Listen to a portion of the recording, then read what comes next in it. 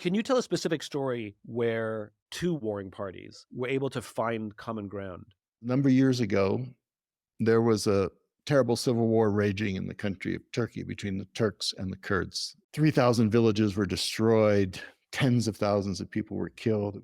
A group of Turkish leaders and Kurdish leaders, they couldn't be known to be even talking to each other because they would be considered traitors by their own side. There was a retired Turkish admiral, and he said, I want to acknowledge the suffering that the Kurdish villagers and all the Kurds suffered over the last 30 years, and I want to apologize.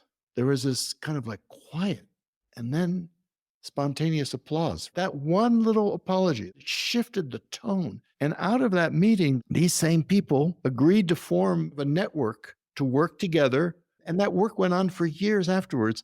And a lot of it I attribute to that little shift, one person making an apology.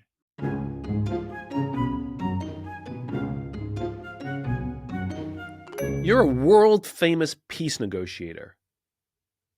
Do you have any competition? I hope so. Hope I have plenty of competition. I know, right? Seriously, I hope there's a whole industry just of peace negotiators. You came to fame by co-authoring the book Getting to Yes, which is the Bible for anyone who studies negotiation, and it's used in any number of universities and courses. In your years of understanding negotiation, is there any difference between a peace negotiation, a negotiation in a business context, trying to make a deal? Are all negotiations basically the same thing regardless of the stakes, or are they actually different? If I'm negotiating a contract or trying to negotiate a deal with my union versus a peace negotiation at the highest levels of Israelis, Palestinians, etc., is there actually a difference, or is all negotiation basically the same thing? So is that book that you wrote not just a book on how to effectively negotiate, but how to have relationships, how to have a better marriage, how to have, peace? Is it all basically the same, even though the words might be different? Well, there are obviously a lot of situational differences. There's no question about it. And we can go into all that. But at the root of it is what you're asking, I think, fundamentally. It is, in my experience, I can just speak to my experience, it is the same. And I work in all, I've worked, I started working in coal mine strikes and coal mines and, in the Middle East and family disputes and a lot of business disputes and so on. And yeah, that's my experience. It's basically human beings dealing with other human beings and having conflicts, which we all have at every level. And the evidence of that is that book, because that book had examples from all of those realms. Mm.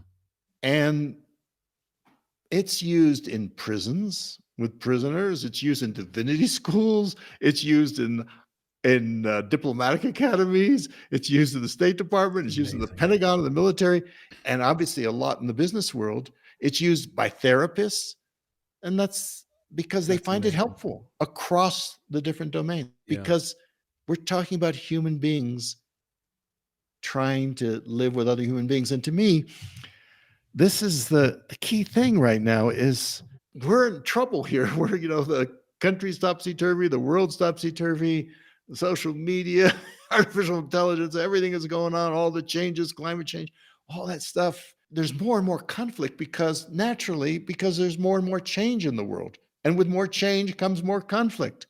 And conflict is not something necessarily bad.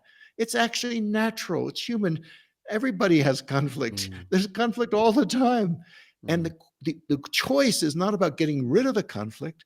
It's about how do we deal with the conflict? Do we deal with the conflict by opposing each other and getting into this fight where we all lose in the end? Or do we, as you were saying, do we face the situation together and say, how do we resolve this? Or how do we transform it? Or how do we agree to disagree? How do we get along? And on that question, I don't think that's our personal happiness depends on it, but our collective survival as a species depends on how we answer that question. I think there's something very important here, that when you and I talk about our desire for world peace, there's nothing Pollyannish about that. We don't imagine a world without conflict. We imagine a world in which all conflict can be resolved peacefully. And that's what world peace looks like. Exactly. Peace is a process. It's not an outcome of like some fairy thing. It's a process. It's how can we deal with our differences constructively? And, in a sense, I like to provoke people by sometimes saying, I personally believe the world needs more conflict, not less. And that's not to keep me in a job, but that's because wherever there's change that needs to be done in families, in communities, in businesses, or whether there's injustices, you need conflict. You need to engage. Yeah. You need to stop avoiding. You need to engage it. But the way in which you engage is critical. Do you engage by listening? Do you engage by cooperation? Do you engage by using creativity? Do you engage by collaboration? Or do you engage by, going to war? And we all know how wars turn out. Everybody loses. Can you tell a specific story from your peace negotiating where there were two sides that have historical hatred for each other, how you were able to find a breakthrough that they could see each other as actually more the same than different, or at least in common causes? I'm going to tell a story I usually don't tell. It was a number of years ago. There was a terrible civil war raging in the country of Turkey between the Turks and the Kurds. There was a Kurdish separatist movement, and 3,000 villages were destroyed. Tens of thousands of people were killed. It was going on over many, many years. And in the midst of it, a group of Turkish leaders and Kurdish leaders who were former top military, parliamentarians, Congress people, and so on, small group of them, we brought them out of Turkey because they couldn't meet in Turkey. In fact, when we brought them to a place in Switzerland, just a quiet place, and they couldn't be known to be even talking to each other because they would be considered traitors by their own side. That's how tense it was. And there was one guy who was one of the Turkish guys. When he was young in the university, he'd been a member of I think it was called the White Wolves, which was a kind of a shadowy paramilitary kind of terrorist organization. And he was described to me as someone who'd rather shoot a Kurd than sit down and talk with a Kurd. So he was there. We're meeting in the morning, and I say to them, I want to hear from each side. What do you most want? What do you really care about? What's really important to you here? And one of the Kurdish leaders started talking about the right to self-determination, to choose your own fate, choose your own destiny. And as soon as that word self-determination came up, this Turkish guy got up and said, that's treason. That's criminal to even use that phrase, self-determination. I'm leaving here. What am I doing here? And he stormed out of the room. And everyone was in kind of shock. And so I went after him and with another colleague of his and said, look, it's really important to your point of view be heard here. Come on back in. He was going to leave, was packing his bags to leave. He came back in and explained what it meant to him. And then the Kurdish leader said, I didn't get a chance to finish what I was going to say. I believe that all human beings have the right to self-determination. And I, as a Kurdish citizen of Turkey, believe that we Kurds ought to exercise our right of self-determination to remain part of Turkey. And I'll tell you something, if an external enemy attacked Turkey, I would sign up for the army and give my life for Turkey. It's just that chance to really listen to what they actually said. Then something really interesting happened, which was that night. That was that little breakthrough. I saw everyone's eyes when the Kurdish leader said that. It was like the emotional reading in the room. It kind of like, oh, that's what you mean. When you get a chance to really listen to what the other person says, rather, that was that immediate trigger. Well, that night I saw that Kurdish guy and Turkish guy having dinner. We were having dinner and they were sitting at their own table and with a couple others and they were talking heatedly and whatever it is. And then I noticed, wow, they're really deep into it.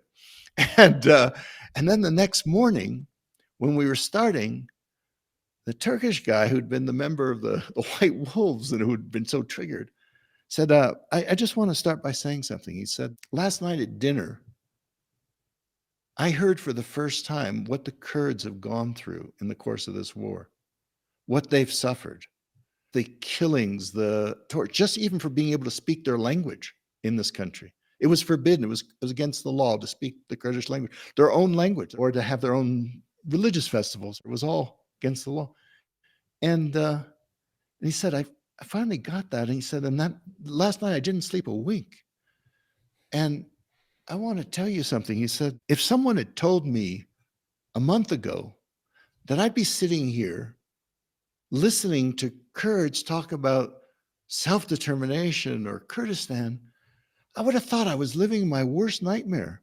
But now I understand. I think I'm living in a dream. I want to thank you for opening my eyes.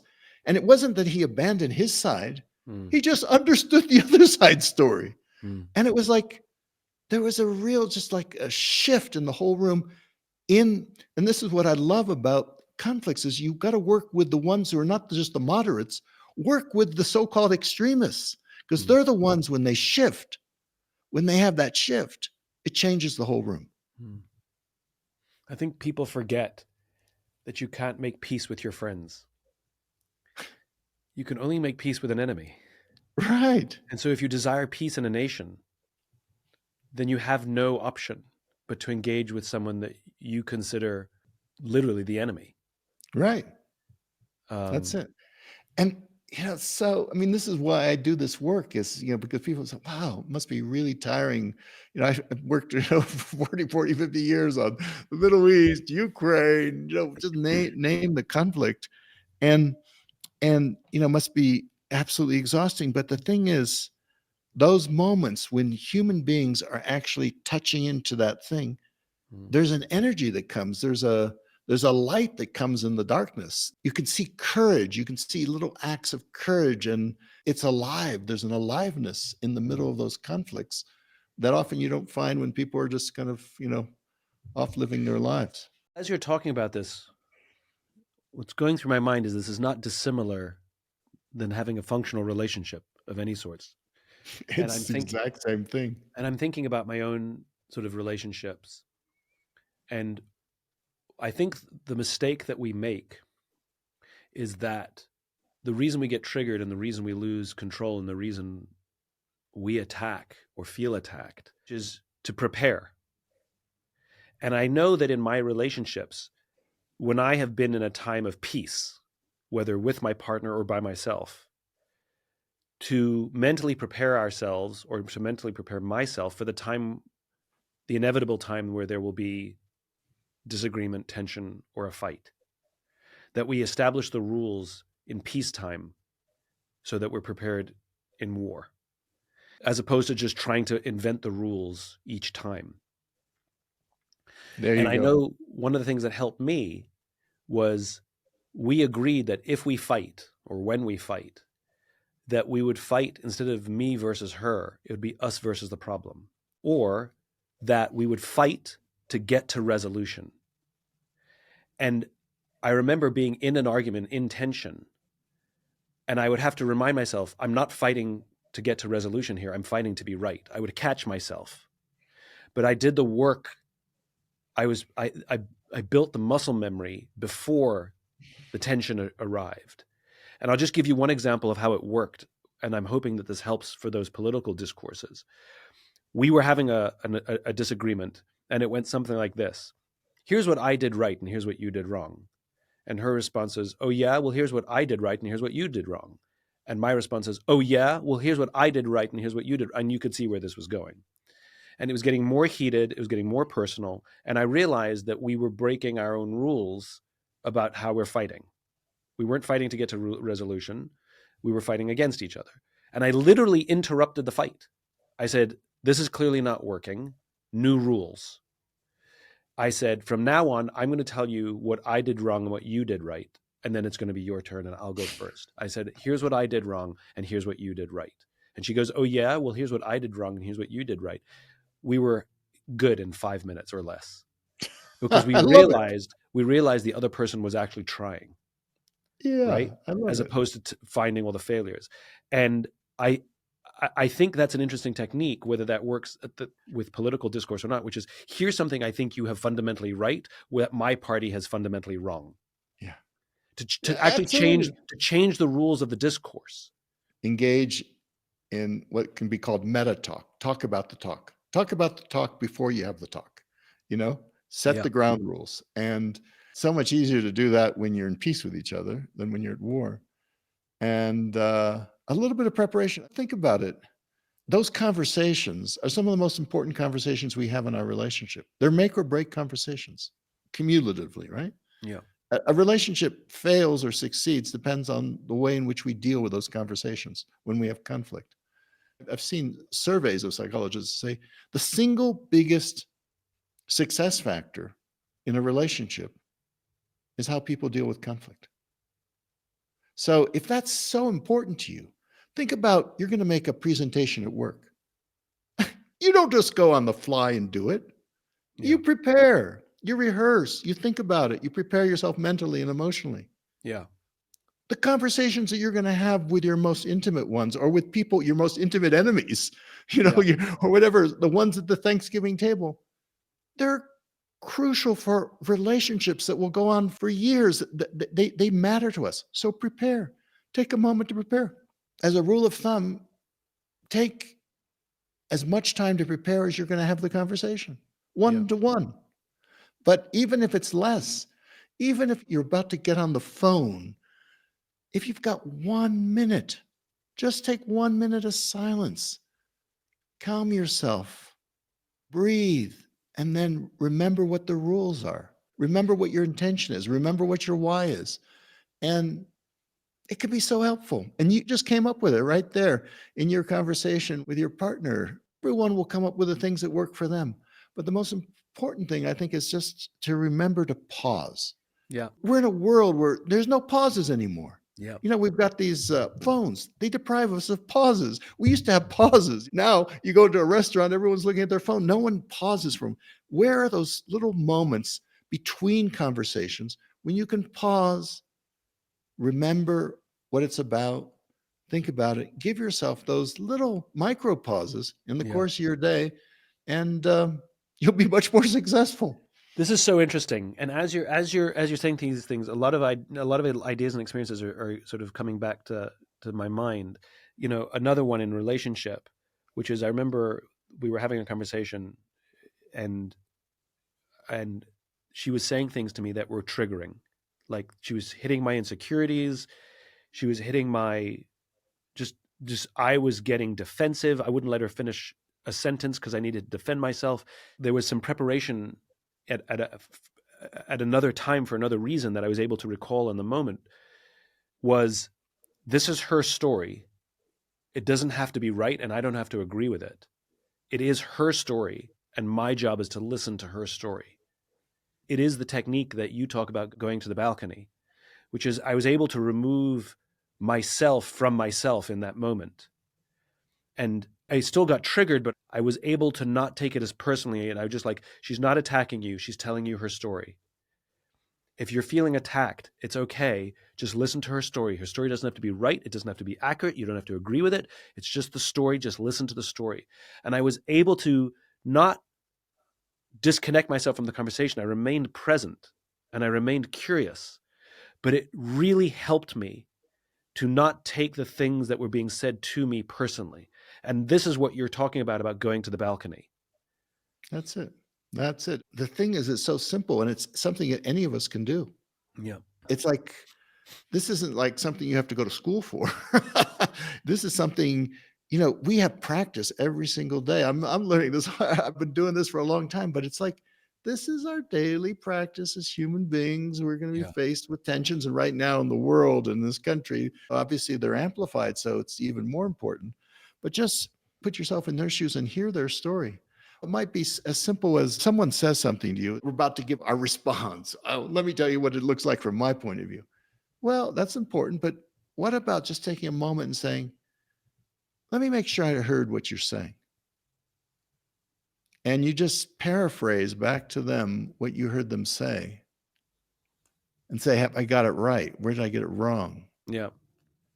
And you know what that does? First of all, we think we're communicating clearly, but we may not be actually hearing them. Yeah. A, and B is you just do that. It kind of slows down the conversation so you can actually, the pace, you can actually deal with something. But it also signals them that you're trying to listen to them, that you're trying to hear their story. And so it communicates basic human respect. Every human being wants to be seen. They want to be heard. They want to be listened to. This is our birthright. Listening is our birthright. We've got 2 ears and 1 mouth for a reason, to listen twice as much as we talk. Can you tell us one of the uncomfortable truths about finding common ground or listening? And I learned this from Dia Khan. I think you know Dia. Dia is a BAFTA-winning documentarian. I've told her story a few times on here. She made some comments about multicultural society on the BBC, and for some reason her comments went viral in the white supremacist community, and the white supremacists started trolling her to the point where it got so dangerous that the police told her to stay away from windows. Wow. And the way that Dia reacted, she's a Muslim woman living in the UK, the way that she reacted is she moved to the United States to meet some of the white supremacists. And she was walking in Charlottesville, not marching in Charlottesville. She was walking with them in Charlottesville. And she actually ended up making a documentary called White Right, Meeting the Enemy, about her experience of going to meet these white supremacists. And she gave them a safe space to feel heard, because they don't usually get that, right? They either get attacked. And one of the leaders of the white supremacist movement says, when I go on TV, it's a win-win for me because it's a recruiting tool. He says, they either let me spew my stuff, in which case it's great for recruiting, or if they shut off my microphone, I'm the victim and it's great for recruiting. So it's a win-win for me, right? But he offered Dia a short period of time, and he offered her more and more and more. And when Dia said, why do you keep giving me more time? He said, because no one's actually been curious about my point of view. Now, she didn't agree with him, obviously, but she gave him a safe space to feel heard. And I talked to Dia after January 6th, and I've talked to Dia after George Floyd, and she's worked with jihadis and white supremacists and all these people. Oh, I should tell you, before I go on, that what you see in this documentary is these white supremacists who hate Dia because she's a Muslim, right? Over the course of time, they start to trust her and consider her a friend. And then they struggle to reconcile their racist points of view with the fact that they consider this woman a friend. And slowly, one by one, they drop out of the white supremacist movement. Mm. So her technique of making the other feel heard and allowing them to come to the realization of the absurdity of their views actually was more helpful than her spitting on them at a rally, which, by the way, she's done as well. And she said, I would go to these rallies and spit on the white supremacists when I was younger, and we would go home and high-five each other and feel like we were the best and all this self-righteousness. But she came to the realization that she affected zero. That's beautiful. And that's such a powerful story. And I bring it back to the question, you asked the question earlier of like, we're so polarized, or we appear to be so polarized, when actually this is an exhausted majority, and the people on the extremes are amplified. What's the next step? What do we do? And I think she just points the way. Any one of us has the ability to reach out to one person, whom we know, who's probably a family member, who's a friend, who was a friend, who was a colleague, who was something, who was a neighbor, who we happen to suspect or know has a very different opinion than ours and is on the other side of the divide, and do what she does, which is listen to them, respect them. Dignity is indivisible. My dignity is the same as your dignity. If your dignity is assaulted, my dignity is assaulted. It's not like it's not a zero-sum game here. But Go ahead. Go on. No, go but ahead. just reach out and prepare, like you were saying, prepare, think about it, and then listen to them. Prepare so you don't get triggered. You draw them out more. You meet animosity with curiosity. And guess what?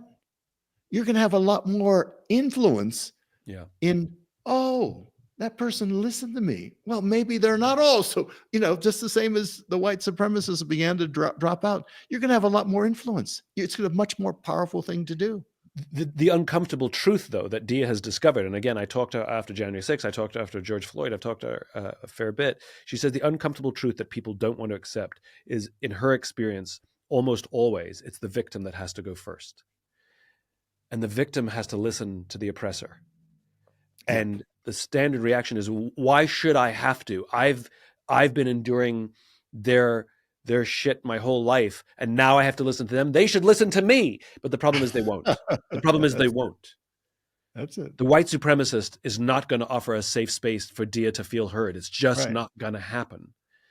And so the uncomfortable truth is, as exhausted as they may be, unfortunately, it's the victim or the person who feels victimized that has to go first and offer the safe space for the other to feel heard. And at that point, when, to your point, when they feel respected and they feel heard, they become vastly more open-minded to other points of view. Yeah, and we have really good examples of that. I mean, like Martin Luther King, he was the one who held the olive branch out. That's what made the magic of the civil rights movement. Mandela, he's in prison 27 years. He comes out and holds out the olive branch to his white enemies. In fact, in prison, you know what he did?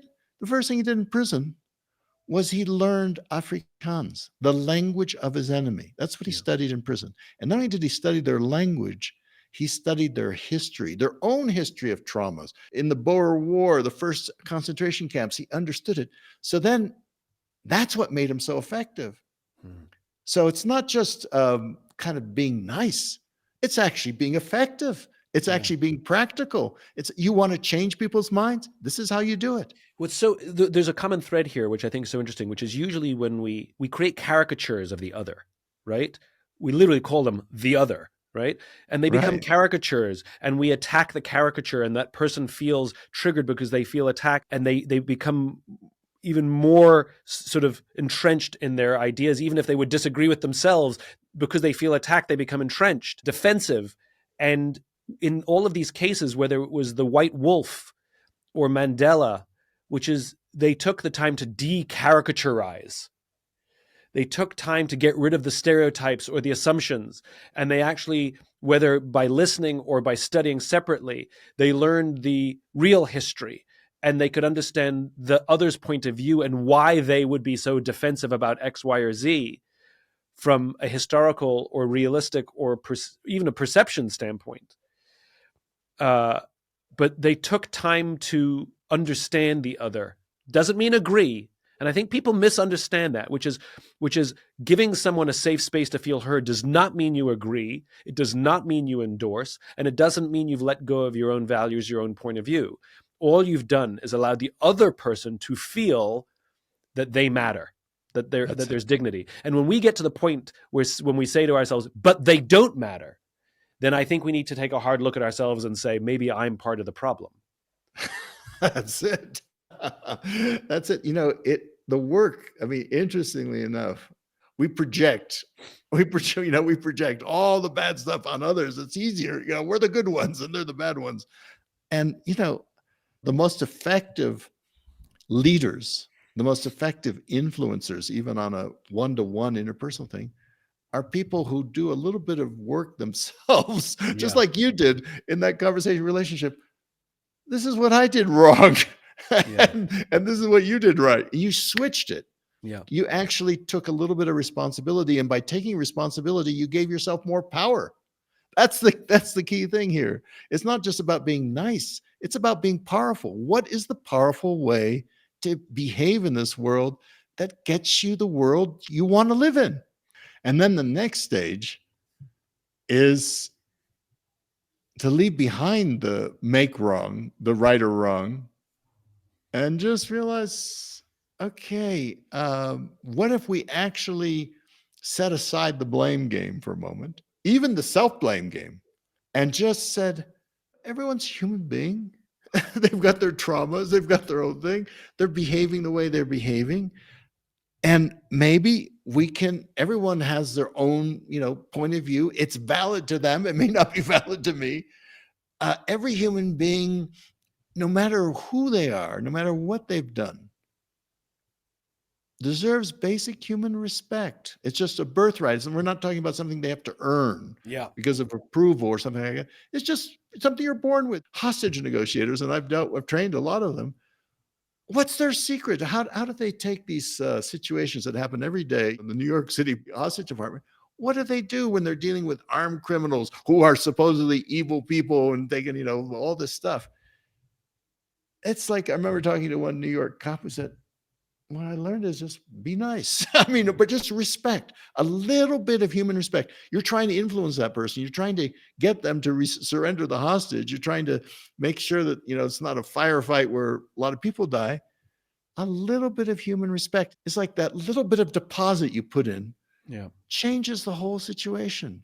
If you're going to change someone, first of all, it's hard to change someone, but if you're going to do it, it costs you nothing. It's the cheapest concession you can offer. A little bit of respect costs you nothing, but it means everything to the other side because it's their dignity. And so no matter who you're dealing with, a little bit of respect goes a long way towards being able to influence them to do what you want them to do. Yeah. Because negotiation is about influence. You're trying to change someone else's mind. How can you possibly change someone else's mind unless you know where their mind is? So it's not just about being altruistic. It's like, know your enemy. I remember once, many years ago, I was working on the Cold War. I gave a talk at the U.S. Naval War College, and I was saying, if we're going to deal with the Soviets, we have to understand them. And one Navy captain got up and said, "You want me to put myself in the Soviet shoes? That might distort my judgment." But in fact, in war, what's the first thing? Know your enemy. So even in warfare, you've got to know your enemy. So in any kind of situation, the ability to put yourself in their shoes doesn't mean that you're taking their side. It just means understand them. It's going to help you so much more than sitting in your righteous corner. Yeah. And these people, and like my friend who we were talking about, our friend, who when I said we need to learn to listen to the side, who got angry at me, he thinks he does from his own biased point of view and listening to his own media. He thinks he does understand them. He believes the caricature that he's created in his mind, and that his politicians keep hammering home and reinforcing, and his echo chamber and his friends and his dinner tables have all reinforced for him. He thinks he understands, even though he's engaged with the opposite side a total of 0. Right. Well, that's the key. We think we might be listening. I'm listening. And what we're doing is our mind is saying, I disagree with that. I disagree with that. I disagree with that. This is what I'm going to say. I'm going to refute. No, what genuine listening is you move the spotlight from your thoughts for a moment to where they are, their thoughts, their feelings, where they're coming from, and try to understand them from within their perspective, not from within your perspective, but from within their perspective. That's what putting yourself in their shoes means. You know what's funny is all these people who hate their enemies politically in our nation are probably pretty good at this exact skill with their kids. When your kid is angry about something, the first thing we do is validate the kid's feelings. We don't disagree with the kid's feelings. Good parents will say, boy, yeah, I understand why you're frustrated. That's really hard that your sister took your cheese. I understand why you would be mad at that. And the minute you validate the feelings, now you can have a conversation about how to get to resolution instead of punching your sister, that there's another way. But we don't do that with adults for some reason. We invalidate their feelings on a regular basis. And yet we know if we invalidate a child, it's going to get worse. And yet why we think adults act any differently, because those limbic systems that control all of our emotions, they don't mature as we get older. They're the same.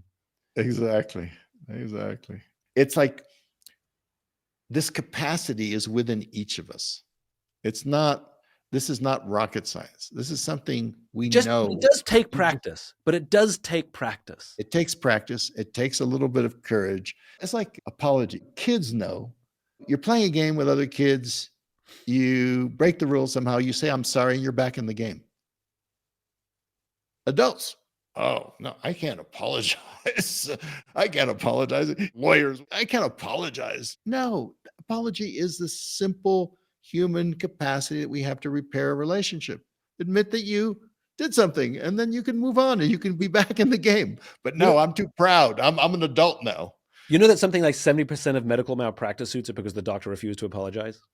Right. I believe it. I'll tell you something. I mean, back to that same Turkish Kurdish situation. Now that I'm thinking about it, what happened 30 years ago, but it was like in another session, Turkish and Kurdish leaders were meeting at risk to their own lives, remember? It was really tense because there'd been a lot of bloodshed and suffering. The issues were highly emotional.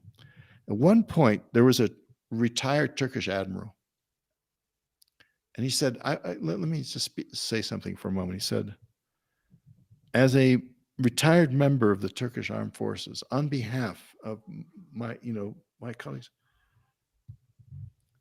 I want to acknowledge the suffering that the Kurdish villagers and all the Kurds suffered over the last 30 years, all the thousands of villages that were razed to the ground and people killed, people tortured, said, and I want to apologize. Well, you could have heard a pin drop in that room. There was this this is the thing. When something happens genuine like that, there was this kind of like quiet. And it was like, and then spontaneous applause from the Kurds and the Turks, from everyone. Yeah. And that moment, that one little apology, that one little acknowledgement, it doesn't like solve everything, but it shifted the emotional tone.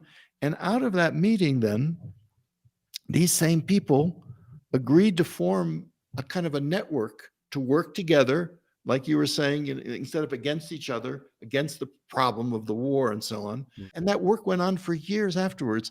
And a lot of it I attribute to that little shift, one person making an apology. Wow. If I can summarize the magic that is Bill Ury and the conversation that we've just had, what I've learned from you is that whatever conflict someone would like to resolve or lean into, whether it's political disagreement or tension with a loved one, a business tension, that if we take responsibility to set in motion to resolve the conflict peacefully, if we set in motion our desire to try and understand the person with whom we disagree or we've labeled as evil or the problem, we've labeled them as the problem.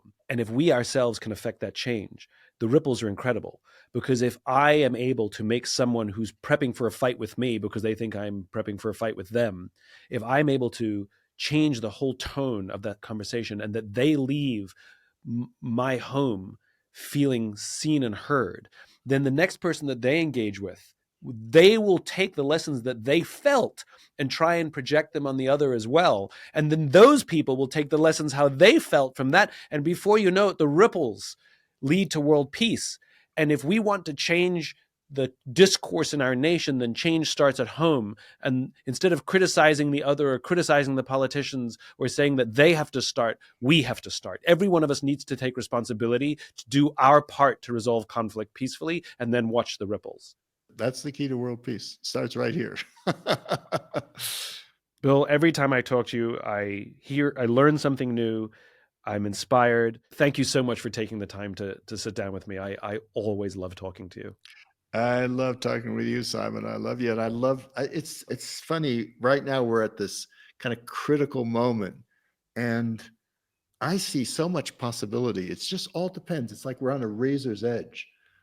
Our future could go pretty dystopic or it could be pretty good. And all of it depends. There's no problem on earth that we cannot tackle if only we can work together.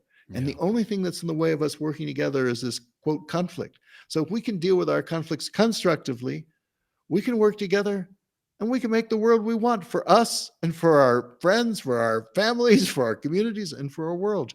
And that's the key. Amen. Thank you, Bill. Thanks, Simon. If you enjoyed this podcast and would like to hear more, please subscribe wherever you like to listen to podcasts. And if you'd like even more optimism, check out my website, simonsinek.com, for classes, videos, and more. Until then, take care of yourself, take care of each other.